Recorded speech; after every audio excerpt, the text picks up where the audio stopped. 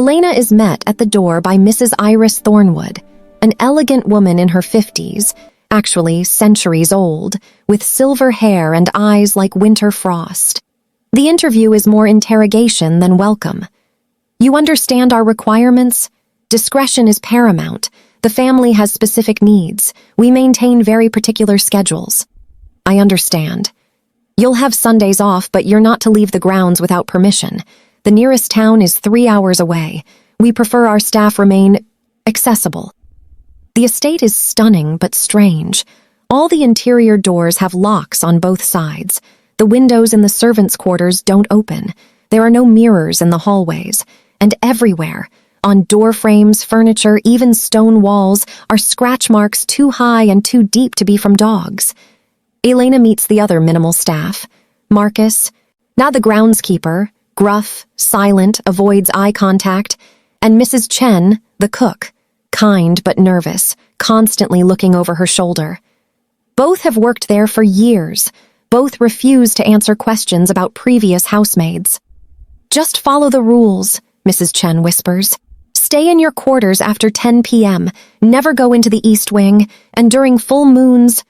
She trails off. Just stay inside, lock your door, don't ask questions. That evening, Elena meets Cassian Thornwood and his wife, Vivian, at dinner service. Cassian is devastatingly handsome, tall, dark-haired, with unusual golden amber eyes that seem to catch light like an animal's. He's polite but distant, barely acknowledging Elena's existence. Vivian is ice incarnate, blonde, beautiful, cold. She treats Elena like furniture, speaking about her rather than to her. The previous girl was incompetent. I expect better service. Elena keeps her eyes down, plays invisible, just wants to survive. But as she's clearing plates, she catches Cassian watching her with an expression she can't read. Not desire, not interest. Something else. Curiosity. Like she's a puzzle he's trying to solve. Later that night, Elena is awakened by sounds. Growling, breaking furniture, something large moving through the hallways. She remembers Mrs. Chen's warning to stay inside, but the sounds are violent, pained. Someone might be hurt. Against better judgment, she opens her door, follows the sounds to a wing she's been told is off limits, and finds Cassian. He's partially transformed, hands elongated into claws, teeth too sharp, eyes fully gold and wild. He's destroying furniture, fighting something internal, clearly in agony. Elena should run, should scream, should lock herself in her room. Instead, she speaks softly. Hey, it's okay. Whatever's happening, it's okay. Cassian's head snaps toward her, predatory, dangerous. He growls, low and threatening. Elena doesn't run. I don't know what's wrong, but you look like you're in pain. Can I help?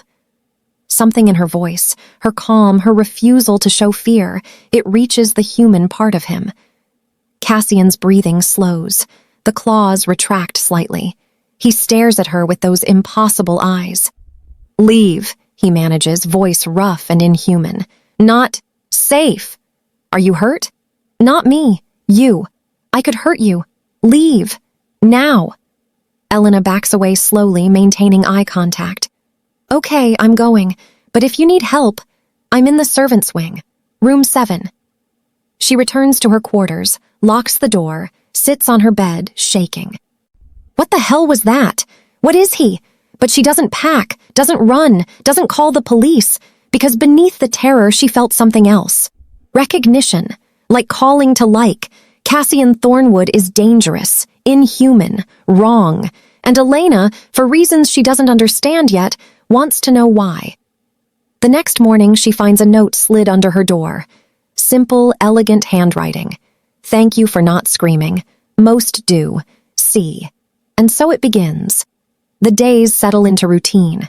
Elena cleans, serves meals, maintains the pristine estate. Vivian is consistently cruel, criticizing everything, creating impossible tasks, speaking to Elena like she's subhuman. Iris watches everything with calculating eyes, making notes in a leather journal Elena isn't allowed to see. But Cassian starts appearing wherever Elena works. At first, she thinks it's coincidence. Then she realizes it's intentional. He finds her in the library, asks what she's reading, a book on local folklore she found on the shelves. They talk about stories, about the line between myth and reality. His intelligence surprises her. His sadness doesn't. "Do you believe in monsters?" he asks. "I think we're all monsters in our own ways," Elena answers. "Some of us just hide it better." He smiles, rare, genuine. "Wise for someone so young." "Traumatized for someone so young," she corrects. "Wisdom is just trauma that hasn't killed you yet." He laughs, and the sound is beautiful and broken. The attraction builds slowly. Conversations in the garden while she's pruning roses. Him appearing in the kitchen when she's preparing late meals. Small touches. His hand steadying her when she trips, lingering too long. And glances across rooms that last seconds too much. Vivian notices. Her cruelty intensifies. She assigns Elena impossible cleaning schedules, criticizes her appearance, makes cutting remarks about her class and education. "You're just a servant," Vivian says one morning, loud enough for Cassian to hear. "Temporary, replaceable. You should remember your place." Elena keeps her head down, accepts it. She's heard worse, been treated worse, but that evening, Cassian corners her in the conservatory. "My wife was inappropriate this morning." "She's your wife. It's her house. She can speak how she wants." "No," he says firmly, "she can't. Not to you." Elena looks up at him, confused. "Why do you care? I'm just the maid." "You're not—" He stops himself, jaw tight. "You're not what she said. You're not replaceable." The air between them charges. They're too close. The conservatory is private. Rain hammers the glass roof, drowning out sound. "Mr. Thornwood, we shouldn't—" "Cassian," he interrupts. "My name is Cassian." "Cassian," she repeats, tasting it. "I work for you. This isn't appropriate." "Nothing about this is appropriate," he agrees. "I shouldn't want to talk to you, shouldn't seek you out, shouldn't think about you when I'm supposed to be focusing on Pack." He stops abruptly. "Pack?" Elena questions. He realizes his slip. "Family, I meant family business." But Elena heard. Pack, not family, Pack. Before she can ask, Cassian kisses her. Desperate, fierce, like he's fighting himself the entire time. Elena responds instinctively, her body making decisions her brain knows are stupid. When they break apart, both breathing hard, Cassian's eyes are glowing faintly gold. "This can't happen," he says. "I know." "You don't understand how dangerous—" "I know," Elena repeats, though she doesn't. "Not really." "You should leave. Quit.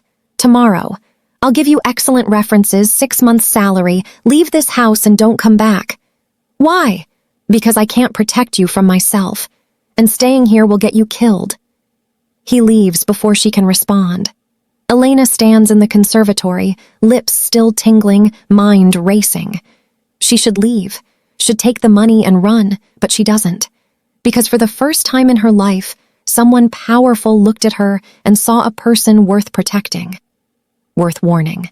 Worth kissing like the world was ending. That night she hears the howls. Multiple voices, not human, coming from deep in the forest surrounding the estate. She finally starts to understand. Elena begins researching.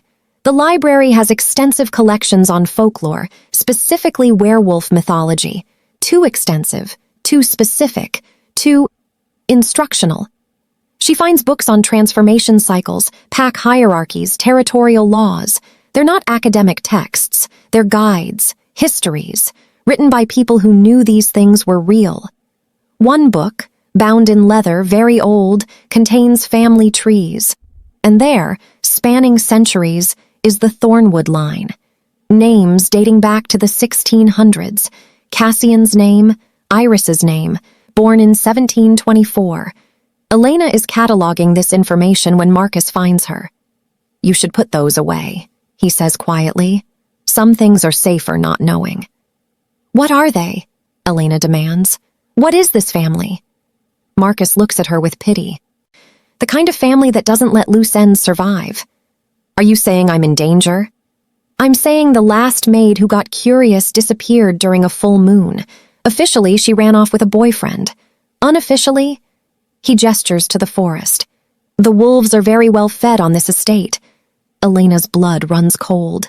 Cassian might not want to, Marcus interrupts. But what he wants and what he is aren't always the same thing, especially when the moon is full and his control is thin.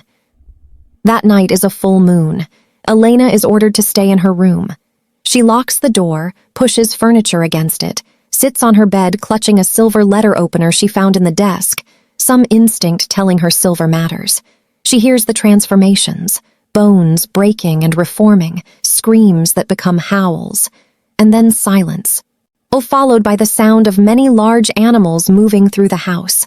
Something stops outside her door, sniffing, scratching. Elena! Cassian's voice, but wrong, deeper, rougher, struggling. Are you afraid? She should lie, should stay silent. Yes, she admits. Good. Fear keeps you alive. A pause, heavy breathing. I can smell you.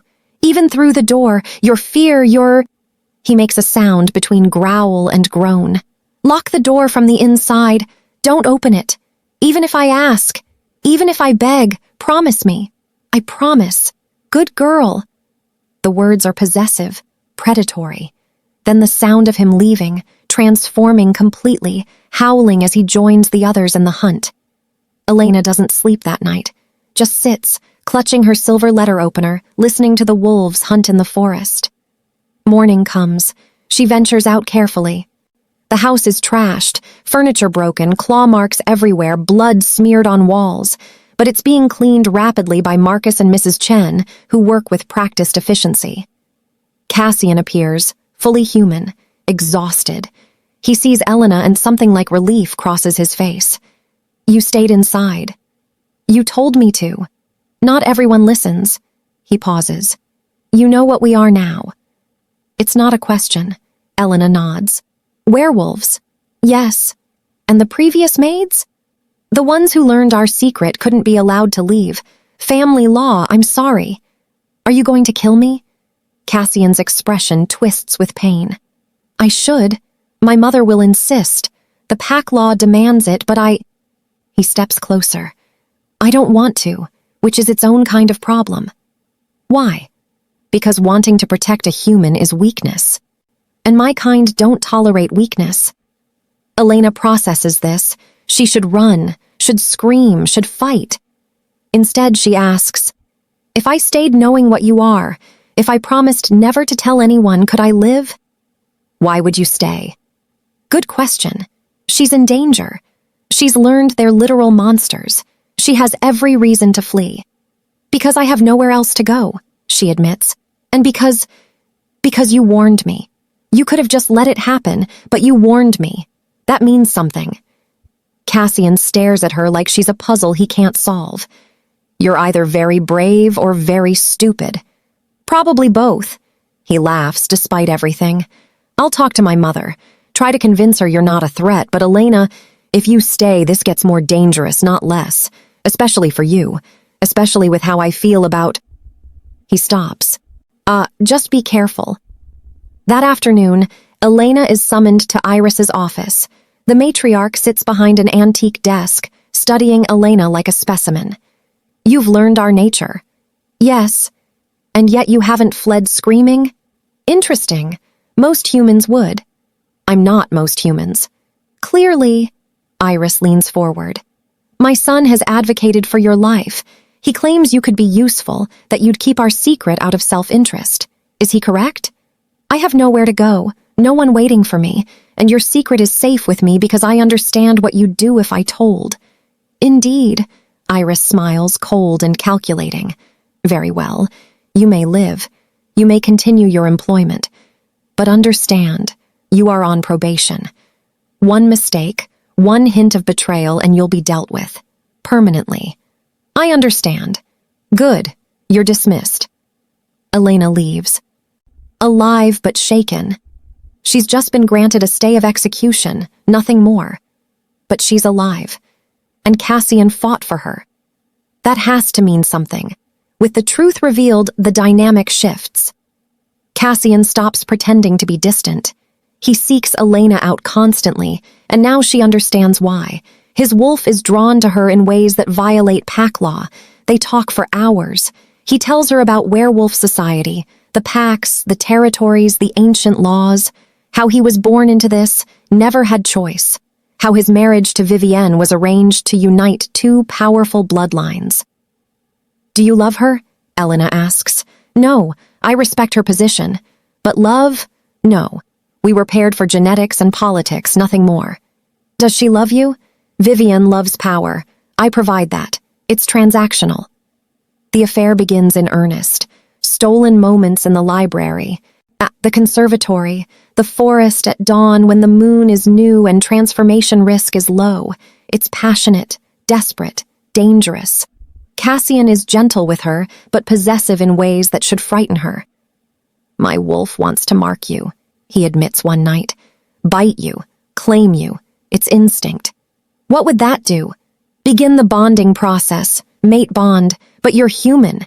It might kill you, and even if it didn't, it would make you mine in ways you can't understand. Werewolf bonds are absolute. And if you did it anyway, then you'd be mine, and I'd be yours, and we'd both be executed for violating pack law. They don't do it, but the temptation is there, growing stronger with each full moon. Vivienne notices the affair despite their caution. She begins a campaign of psychological torture, gaslighting Elena, moving her things, making her question her memory. Vivienne's cruelty escalates to physical violence when they're alone. A shove down the stairs, Elena catches herself. A door accidentally slammed on her hand. Elena endures it, doesn't tell Cassian because she knows it would force confrontation. She's survived worse. She can survive this. But then she misses her period. Then another. Elena realizes with dawning horror that she's pregnant. This shouldn't be possible. Humans and werewolves don't interbreed. The biology is too different, the genetics incompatible. Every text in the library says so, but the pregnancy test is positive, and Elena knows Cassian is the only possibility. She tells him in the conservatory, their usual meeting place, watches the color drain from his face. "That's impossible." "Apparently not." "Elena, do you understand what this means? Hybrid children are forbidden. If my mother finds out, if the pack finds out, they'll kill me." "They'll kill all three of us," Cassian corrects. "You, me, and the child. Hybrids are considered abominations, threats to pack purity. Then we run, tonight, disappear. There's nowhere we could go they wouldn't find us. Werewolves have territories across the world, networks, resources. We'd be hunted forever." "So what do we do?" Cassian paces, visibly torn between man and wolf, between love and law. "We could terminate. Early enough that—" "No." Elena's hand goes to her stomach instinctively. "No." "Elena, be reasonable." "I said no. I've lost everyone. Everyone. This child might be impossible, might be dangerous, but it's mine. Ours. And I won't kill it to make your mother happy." Cassian stares at her. This human woman standing her ground against centuries of werewolf law, protecting a child that shouldn't exist. "Then we fight," he says finally. "I don't know how, but we fight." That night, Vivienne confronts Elena in her room. She's somehow learned about the pregnancy. "You disgusting little whore," Vivienne hisses. "You think you can trap him with a bastard child, with an abomination? It's not a trap, it's—" Vivienne's hand closes around Elena's throat, lifts her off the ground effortlessly. Her eyes are gold, her strength inhuman. "I should kill you right now. End this embarrassment." "Then do it," Elena chokes out. "If you're going to kill me, stop threatening and do it." Vivienne drops her. "Death would be mercy. Instead, I'll make sure you suffer. Make sure everyone knows what you are. And when Iris decides to eliminate you, and she will, I'll volunteer to do it personally." She leaves. Elena collapses, gasping, hand on her stomach. The baby, impossibility made flesh, is all she has left, and she'll fight the entire pack to protect it. Iris discovers the pregnancy within days. Elena is summoned to the matriarch's office, where Iris sits with several older werewolves. Pack elders, their faces carved from stone and centuries of rule. "Is it true?" Iris asks. "You're carrying my son's child?" "Yes," the elders murmur. One speaks. "Impossible. Humans and werewolves can't produce offspring. The biology doesn't allow it." "And yet," Elena says steadily, "here we are." Another elder leans forward. "If this is true, the child must be destroyed. Immediately. Hybrids are forbidden by ancient law. They're unstable, dangerous, unpredictable." "The child is innocent," Elena argues. "It didn't choose to be conceived. Why punish it for existing?" "Because its existence threatens pack purity," Iris says coldly. "Because it could expose our kind. Because it sets a precedent we cannot allow. You will terminate this pregnancy, or we will terminate you and take the child by force." "I refuse." "Then you're signing your death warrant." Cassian enters without permission, his wolf clearly close to the surface. "You will not touch her." "Cassian," Iris says with dangerous calm, "stand down. This doesn't concern you." "Doesn't concern me? It's my child." "It's an abomination," an elder snaps, "and you violated pack law by creating it. You should be grateful we're not executing you both immediately." "Try it," Cassian growls. "I'll fight every one of you." "You'd lose," Iris says. "You're strong, but you're young. We are many, and we are ancient. This isn't a fight you can win." Elena steps forward. "What if the child is valuable? What if it's not a threat but an asset?" The room goes silent. Iris's eyes narrow. "Explain." "You said hybrids are unstable, but what if that's wrong? What if they're just unknown? If this child survives, it would be the first of its kind in recorded history, stronger than humans, potentially more controlled than pure werewolves. That's not a threat, that's evolution." One elder scoffs. "Pure speculation." "Then let me prove it," Elena challenges. "Let the pregnancy continue, study it. If I'm wrong and the child is dangerous, you can eliminate us both. But if I'm right, you'll have proven that your kind can adapt, can survive into the future instead of stagnating in ancient traditions." It's a gamble, a desperate play for time. Iris studies Elena with new interest. "You're clever, I'll give you that, using our own curiosity against us." "I'm using survival instinct, same as you." A long silence. The elders confer in low growls. Finally, Iris speaks. "You have until the child is born. We'll monitor the pregnancy. If there are complications, if the child shows signs of being unstable or dangerous, we end this immediately. Agreed?"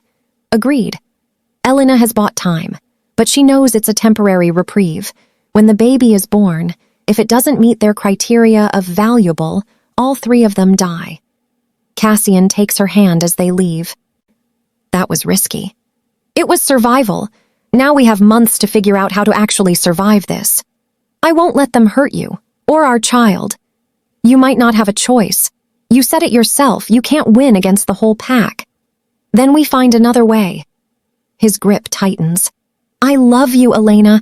I should have said it before. I love you, and I'll tear apart anyone who tries to take you from me." "Even your mother." He hesitates only a moment. "Even her." The months of pregnancy are tense. Elena is kept under constant surveillance. Iris assigns guards, werewolves who watch her every move, ostensibly for her protection, actually to ensure she doesn't flee. Cassian moves Elena into his private wing, claiming he needs to monitor the pregnancy closely. It's a territorial move, making her officially his to protect. Vivian is furious but powerless. Pack law gives males priority over their offspring, even forbidden ones. Vivian escalates her campaign. She poisons Elena's food, non-lethally, just enough to make her sick, spreads rumors about Elena seducing Cassian with human manipulation, lobbies the elders to override Iris's decision. Elena fights back the only way she can, with knowledge. She spends hours in the library, researching every scrap of information about werewolf biology, pack law, historical precedents. She finds references to hybrids in ancient texts. Not many, but they existed. Most were killed. Some survived. One text mentions a hybrid child born in the 1800s who became a powerful pack leader, respected for unusual abilities to mediate between human and werewolf communities. The entry is brief, but it proves hybrids aren't automatically doomed. Elena presents this to Iris. Your laws say hybrids are dangerous, but your own history shows they can be valuable. Why destroy potential before it's tested? Iris reads the text, expressionless. This child led a pack for 30 years before being assassinated by pure-blood extremists. Hardly a success story. He led for 30 years. That's 30 years of proof that it can work. It's also proof that hybrids create division and violence. Everything creates division and violence, Elena counters. But you let other things exist. Why not this? Iris doesn't answer, but Elena sees calculation in her eyes. The matriarch is considering possibilities. Meanwhile, Cassian teaches Elena to defend herself. Not transformation, that's impossible for humans, but fighting techniques. Vulnerable points on werewolves, how to use silver effectively. You won't win in direct combat, he admits, but you can buy time, create openings, survive long enough for help to arrive. Help from who? You're the only one on my side. Not entirely true. Marcus has been here longer than anyone. He's seen things. He might help if it came to it. Elena approaches Marcus, finds him maintaining the grounds. Can I ask you something? You can ask. If it came down to it, if they tried to kill me and the baby, would you help us? Marcus is silent for a long time. I've been with this pack for 40 years, seen a lot of injustice justified by tradition, seen a lot of good people destroyed for being inconvenient. He looks at her directly. You remind me of my daughter, human, married a werewolf against pack law. Oh, they killed her for it. I'm sorry. Don't be sorry. Survive. And if you need help, he hands her a key. East Wing, room 17. There's a passage that leads to the forest. Old escape route. Only a few people know it exists. If you have to run, use it. Thank you.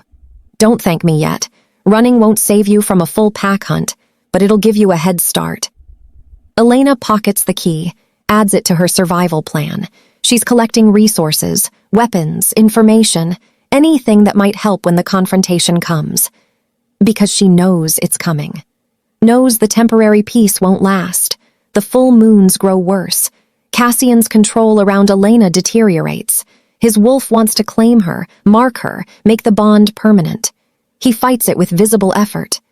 It's getting harder, he admits after one particularly difficult night. My wolf doesn't understand why you're not fully mine yet, doesn't understand the danger. Maybe we should do it, Elena says. If we're going to die anyway, at least we'd be together. No, if I mark you, you'd be tied to me even in death. I won't condemn you to that.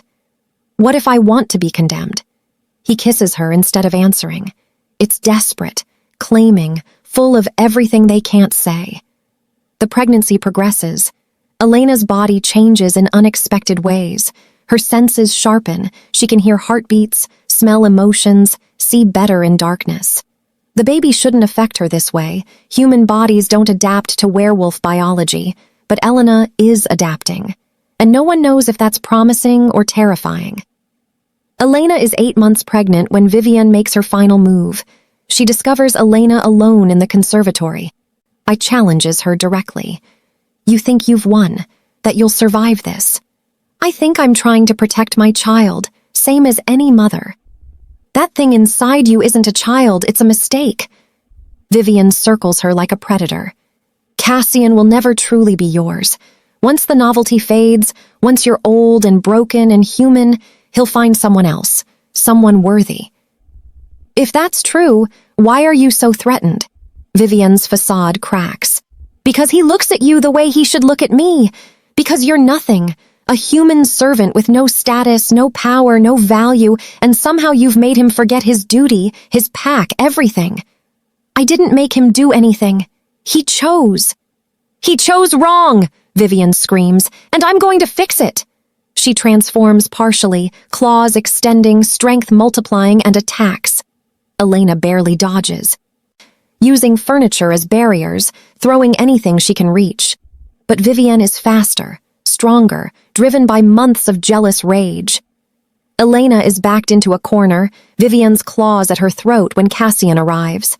His transformation is instant, complete. He goes from human to full wolf in seconds, something most werewolves can't do. He slams into Vivian, teeth at her throat growling with pure dominance. "Touch her again and I'll kill you. Bondmate or not, I'll rip out your throat." Vivian submits, throat bared, but her eyes are full of hate. "The pack will hear about this. You attacked your bondmate over a human. You attacked a pregnant woman. My pregnant woman. The pack law is clear. Threats to offspring are met with lethal force, regardless of relationship." Iris arrives with guards, assesses the scene. "Oh, what happened here?" "Vivian attacked Elena," Cassian says, still in wolf form. "Attempted murder. I defended my mate and child as is my right." "Mate?" Iris's eyebrow raises. "Elena is not your mate. She's human. The bond is impossible." "Impossible," Cassian agrees, "and yet my wolf recognizes her as such. Has from the beginning. Why do you think I couldn't kill her when you ordered it? Why do you think I've risked everything to protect her?" The room goes silent. Mate bonds are sacred in werewolf culture, irrefutable. If Cassian's wolf has truly bonded with Elena, human or not, then pack law protects her. But claiming a human mate has never been done. The precedent doesn't exist. Iris makes a calculated decision. "Vivian, you violated the laws protecting offspring. You'll be confined until the council decides your punishment." To Cassian. "And you've made a claim that must be verified. We'll know the truth soon enough." She gestures to Elena's stomach. "When the child is born, we'll see what you've created. If it's viable, healthy, and controllable, you may have your mate bond. If it's not..." She doesn't finish the sentence. Doesn't have to. Elena has 1 month left. 1 month to prove her child is worth protecting. 1 month to prove she's worth claiming. 1 month before everything ends. Elena goes into labor 3 weeks early, during a full moon. The timing is catastrophic. All the werewolves are transformed, unstable, driven by instinct rather than reason. The pain is excruciating. Something is wrong. The baby is fighting to get out, unnaturally strong, clawing from inside. Yes, Elena is hemorrhaging. The human midwife Iris brought in takes one look and says, "She needs a hospital. Now, she's dying." "No hospitals," Iris commands. "We can't risk exposure." "Then she'll die. The baby, too." Cassian, transformed and barely holding on to reason, paces outside the room. His wolf is going mad, mate in danger, offspring in danger, unable to help. He's seconds from completely losing control. Inside, Elena is fading. She's lost too much blood. The baby is tearing her apart from within. Mrs. Chen, who's been helping, whispers, "There's one way. Old way. Forbidden way." "What?" Iris demands. "The bite. If someone bites her during labor, starts the transformation, her body might heal fast enough to survive. The werewolf healing could save her. That's insane. Transformation during pregnancy would kill her instantly." "She's dying anyway," Mrs. Chen argues. "At least this way there's a chance." Iris looks at Elena. This human who's fought so hard, survived so much. This woman her son loves beyond reason. "Do it." Mrs. Chen fetches Cassian. He enters, sees Elena barely conscious, blood everywhere. His wolf knows immediately what's needed. He bites her, deep, claiming, transferring his venom directly into her bloodstream. Elena screams. The transformation shouldn't be possible during pregnancy. The two processes should kill each other and her. But something happens. The baby, hybrid from the start, responds to the werewolf venom. Instead of fighting it, the child seems to facilitate it. Elena's body begins to change, bones shifting, healing accelerating, but incompletely. She's caught between human and werewolf, transforming and not, suspended in agonizing in-between. And then the baby is born. The midwife catches her, a girl tiny but perfect, human-looking but with golden eyes. She doesn't cry, just stares with unnatural awareness. Elena, still half-transformed, reaches for her daughter. The moment she touches the baby, something clicks into place. The incomplete transformation stabilizes. Elena doesn't become full werewolf, but she doesn't revert to human either. She's something new, something between. Cassian, still in wolf form, approaches carefully, sniffs his daughter, his mate, his family, and howls, a sound of triumph, claim, absolute possession. The other werewolves, still transformed and hunting in the forest, hear. And they come. The pack floods into the estate, drawn by the howl. They find Cassian guarding Elena and the baby, fully transformed, radiating dominance and aggression. Iris enters, sees the baby. Golden eyes stare back at her, intelligent, aware, unnaturally so for a newborn. "What is she?" one elder asks. "She's what we feared," another says, "and what we hoped for, the first of something new." Vivian, confined but present, screams, "Kill it! Kill all of them! This is abomination!" But the pack doesn't move. They're mesmerized by the child, by Elena's half-transformed state, by Cassian's absolute refusal to back down. Iris makes her judgment. The child lives, as does the mother. We'll monitor them both, study what they are. Cassian, your mate claim is recognized. Elena is pack now, hybrid or not. It should be over, should be victory. But Vivian can't accept it. In her rage and humiliation, she breaks confinement, transforms fully, and attacks. She's targeting the baby. Elena, weak from birth and incomplete transformation, can't stop her, but Cassian can. The fight is brutal. Cassian versus Vivian, former bondmates, now enemies. It ends with Cassian's teeth in Vivian's throat, her blood on the white stone floors. He kills her, violates the sacred bondmate oath, an unforgivable crime. Unless it's defense of mate and offspring, then it's justified. Iris lets the body fall. Let it be known, Vivian attacked a pack member's offspring. Cassian acted within his rights. The bond is dissolved through death. He's free to claim his true mate. She looks at Elena.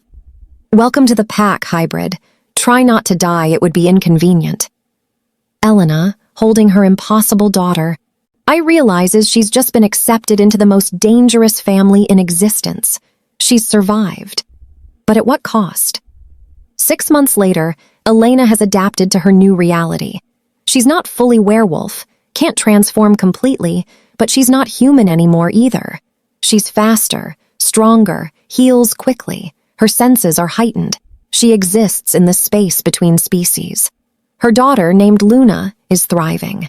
She grows faster than human children, shows intelligence beyond her months, and demonstrates abilities neither fully werewolf nor fully human. She can transform partially even as an infant, a thing unheard of. The pack is divided. Some view Luna as a miracle, proof that their kind can evolve. Others see her as a threat, an abomination that shouldn't exist. But Cassian's protection and Iris's political maneuvering keep them safe. Elena and Cassian formalize their bond in a werewolf ceremony. She becomes his recognized mate, elevated from servant to equal in one impossible leap. The class barriers that seemed insurmountable are erased by supernatural law. But Elena knows the truth. She survived not because of Cassian's power or Iris's permission, but because she fought for herself, because she refused to be disposable, because she claimed her own worth when no one else would. Mrs. Chen approaches her one afternoon. "You know there are others, right?" Others? Humans who fell in love with werewolves, who were killed for it, or who ran and are still running. Your survival gives them hope. Elena realizes her story has spread, become legend. The human housemaid who loved a werewolf and lived, who bore a hybrid child and survived, who transformed the laws through sheer refusal to die. She thinks about the woman she was, desperate, broke, fleeing an abusive ex, willing to accept any job no matter how strange. That woman would never have believed she'd end up here, mated to an alpha werewolf, mother to a hybrid child, member of a supernatural pack. But that woman also wouldn't have believed she'd fight werewolves, survive transformation, kill to protect her child. Cassian finds her in the conservatory, their place, where everything began.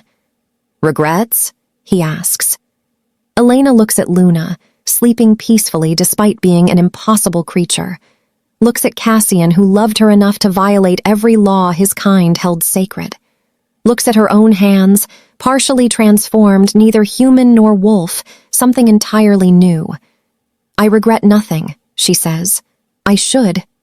This should feel like loss. My humanity, my old life, my safety, but it doesn't. It feels like I finally became what I was meant to be." And what's that? Something that refuses to be erased. Something that fights back. Something worth remembering. Cassian kisses her, gentle despite the predator he is. "You were always that. I just helped you remember." 2 years later, Elena watches Luna play in the garden. Her daughter is growing faster than human children but slower than werewolf pups, another unique trait of her hybrid nature. She can shift partially, control it better than most adult werewolves, and shows no signs of the instability the elders feared. Other hybrids have been born since Luna, 3 so far from other werewolf-human pairings that Cassian and Elena's survival emboldened. The pack is changing, slowly, reluctantly. But there are consequences. Other packs have heard about the hybrids. Some are intrigued, others are hostile. Threats arrive regularly. Challenges to Cassian's authority, attempts to kidnap Luna and study her. Elena has become a fighter.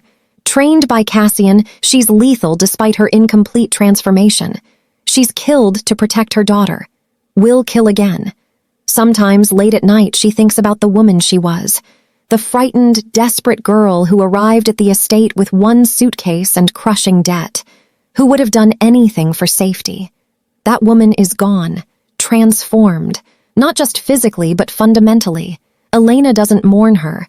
That woman needed to die for this one to be born. Cassian joins her, Luna between them, and Elena realizes something. She came to this estate looking for shelter. Found love instead. And in loving Cassian, in fighting for that love against every law and tradition, she transformed herself from invisible servant into unforgettable legend.